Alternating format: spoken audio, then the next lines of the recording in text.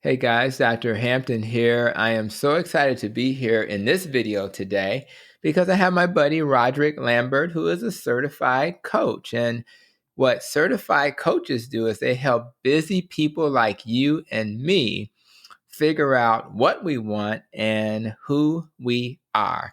Why do I have Roderick? Because he was a guest on podcast episode number 45, and there will be a link in the show notes for that reason. Now, if you think about it, Tiger Woods has a coach, Serena Williams has a coach, and you may not know, but American actress Nia Long has a coach. Ex-President Bill Clinton has a coach. And guess what? Even the very famous Oprah Winfrey has a coach. So clearly, having a coach is not a bad idea. So I wanted Roderick to just come along and tell us, since he's the expert, why in the heck do we need coaches in the first place? So tell me what you think about that, Roderick. Hey, Doc. Yeah, thanks, and thanks for inviting me. Yeah, why a coach? Why are they good? Why are they useful? Well, there are a number of aspects. One of them, for instance, is simply our conscious brain can only deal with a certain amount of thoughts at one time. I like to use the analogy of a computer processor. And when the memory gets full, it pushes out part of it to allow the new information data to be processed. And the brain works the conscious brain works in a very similar way. So the coaching space is like when you put extra RAM memory into your computer, it allows the processing to process more information. And that's what the coaching space is. It's an extension of your capacity to contemplate and articulate thoughts. So that's kind of an analogy I like to use. Then, I just said that only a small part of our thinking goes on in our conscious minds. And we're trained, we're educated, we're brought up to rely on logical, rational reasoning. Yet the majority of what informs us is from under the surface, because everything that we experience, our brains are absorbing and putting away somewhere. So the conscious mind is only able to draw part of that. And also the brain has these mental patterns that prevents us from seeing other things to protect us. It protects us and it saves energy because the brain takes 1/3 of our daily basal calorific requirements. So the coach helps draw out from under the surface all that stuff that your brain has actually absorbed, but you're not mindful of it.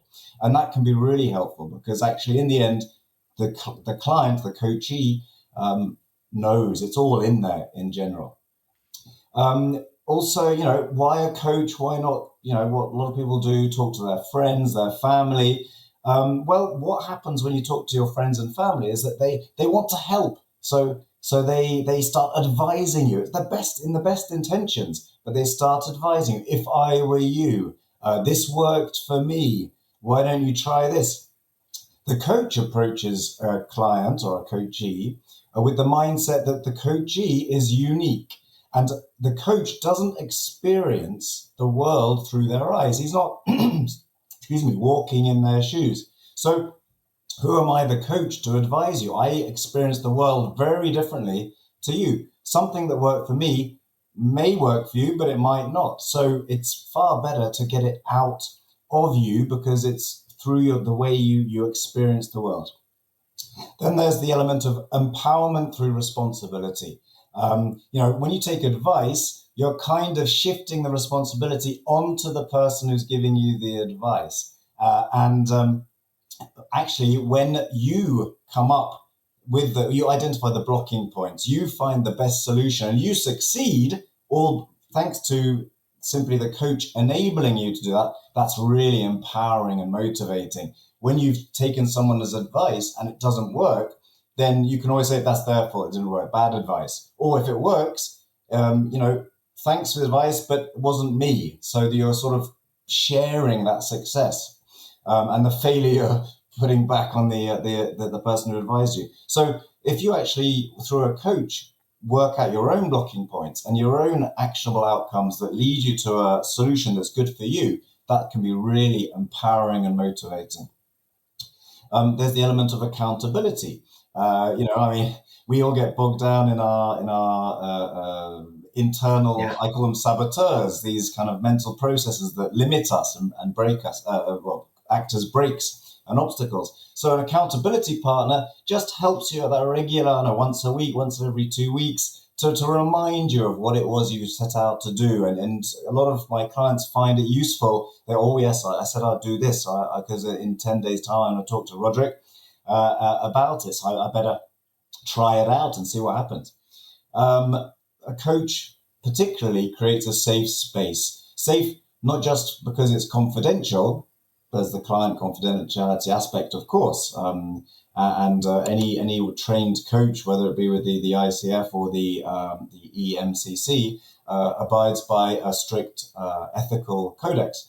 But there's also the safe space, as in, I'm not here to judge you. I take you exactly who you Mhm. are today. I'm not here to pass any judgment calls on you. And that's why this is a place where you can say the ideas that you might be embarrassed or ashamed or fearful to say elsewhere. So, or you think it's such a stupid idea that you're frightened of being laughed at. So that's in this safe space you can do that, and quite often those silly ideas that you have, suddenly there's some substance to them, and that can set you off thinking in a different way. So that safe space is very important. And secondly, coaching is a process. It's not. It's a process. So it creates a structure that helps you to gain clarity. It removes the noise that we all have when we're alone with our own thoughts. It creates a little bubble in the here and now. So that's a few reasons why a coach could help you, whether it be your professional, career ambitions, development, or your personal development, personal life, and things you're solving there.